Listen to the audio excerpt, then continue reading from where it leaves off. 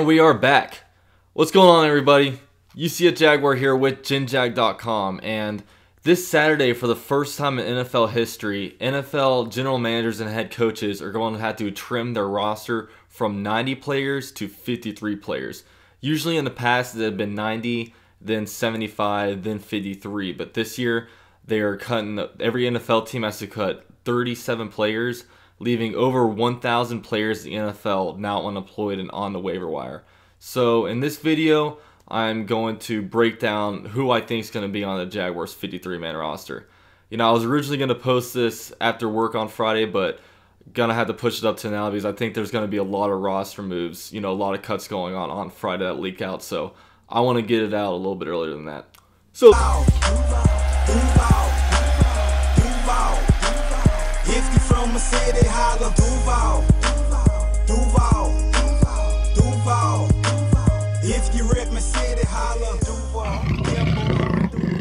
So we will start off at the quarterback position. I think it's going to be the regular three guys, Bortles, Henne, and Allen. Now, a lot of people are talking about potentially cutting Allen just because they don't think the coaching staff has been very impressed by his play over, you know, training camp, since he hasn't been in the quarterback competition at all. But I think the Jaguars keep, and I actually think that he gets a start at some point in the season.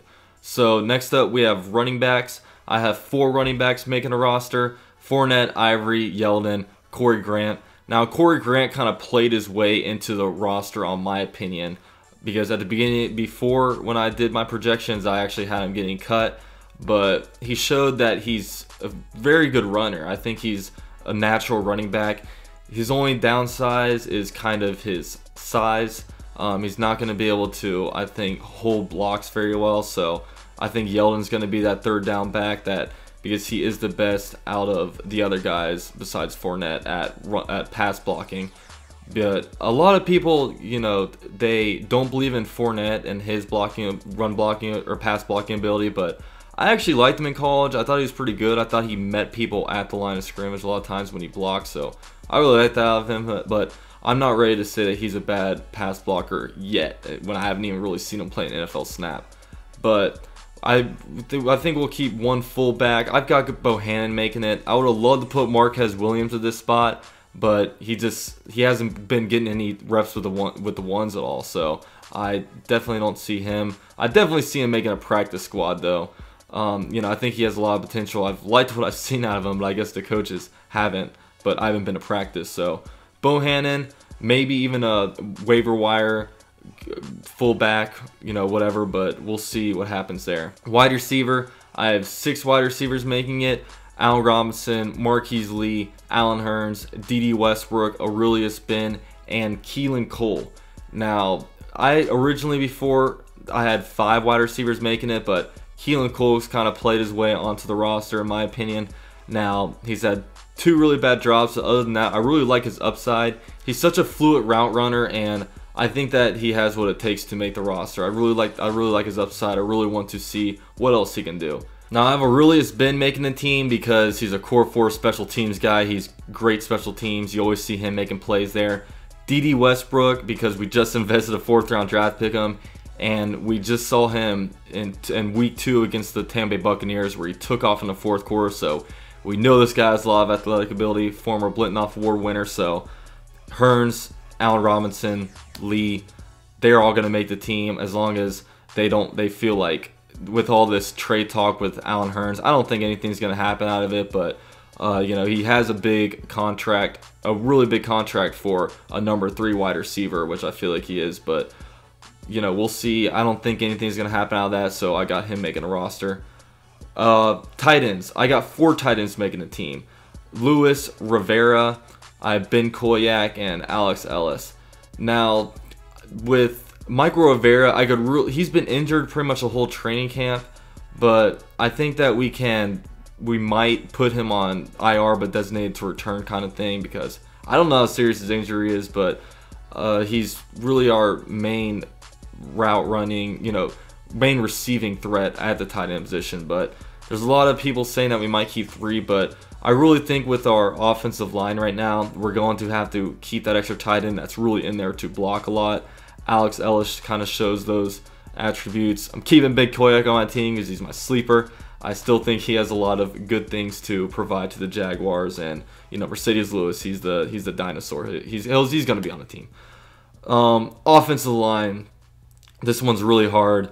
I've got eight of them making a team. I'll go ahead and go through them. Cam Robinson, Patrick Omame, Linder, AJ Cann, Jeremy Parnell, Josh Wells, Tyler Shatley, Luke Bowenko, and yeah, those are my 8. I think that we're definitely going to go on a waiver wire for one of these guys because there's going to be over 1,000 guys cut. So I just think that we'll be able to have a little better depth than what we have on the roster. So look out for that.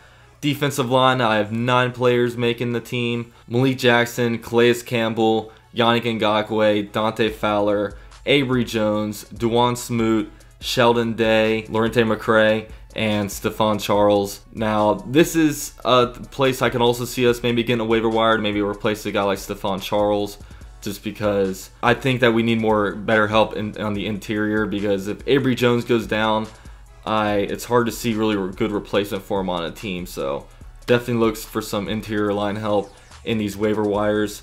Linebacker, I got us keeping 6 guys. We've got the starters with Miles Jack, Paul Posluszny, Telvin Smith, and then as our backup / special teams guys, we have our 5th round draft pick Blair Brown, we have Hayes Poulard, and we also have McNary. So all those guys can help us out on special teams, and they provide some versatility for us at the linebacker spot, as a lot of them are pretty much cross-trained at some positions.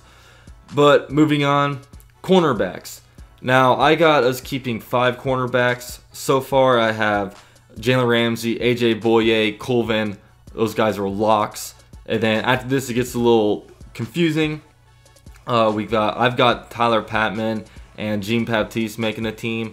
Now, I think that this 5th wide receiving spot might even get 2, or we might even get 2 more cornerbacks. Who knows? But I think this is another waiver wire kind of thing. Our depth is not good. Besides Patman, I didn't think really many of the cornerbacks really did all that very well. And I've got Baptiste making a team just because I saw him make some plays over the course of the preseason. So I've got him making it over a guy like Dixon. And then last unit on the defense, I got the safety position. Now I have Barry Church, Tashawn Gibson, Jared Wilson, and Peyton Thompson. Now I think all these guys are pretty much locks. They stand out, they stand out just a lot more than the other guys did. And with Thompson, I think you can even plug him in at slot cornerback if you're really in a bind. The guy's, really athletic. He can play safety, and he's also, really good on special teams too. So I have him making it.